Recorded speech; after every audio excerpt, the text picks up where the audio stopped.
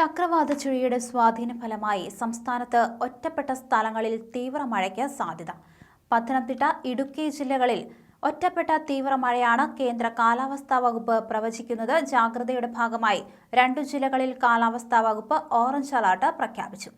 തിരുവനന്തപുരം, കൊല്ലം, എറണാകുളം, മലപ്പുറം ജില്ലകളിൽ ഒറ്റപ്പെട്ട സ്ഥലങ്ങളിൽ ശക്തമായ മഴയും കാലാവസ്ഥാ വകുപ്പ് കണക്കുകൂട്ടുന്നു.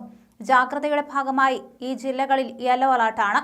നേരത്തെ എറണാകുളം ജില്ലയിൽ മാത്രമാണ് യെല്ലോ അലർട്ട് പ്രഖ്യാപിച്ചിരുന്നത്.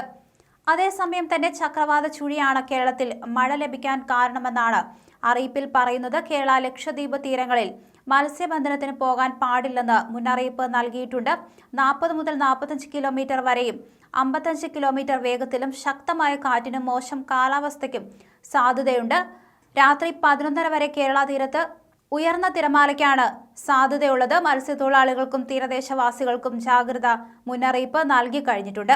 അതേസമയം നാളെ തമിഴ്നാട്ടിലെ മഴയെ തുടർന്ന് മുല്ലപ്പെരിയാർ അണക്കെട്ട് ഒരു ഷട്ടർ തുറക്കാൻ പോവുകയാണ്.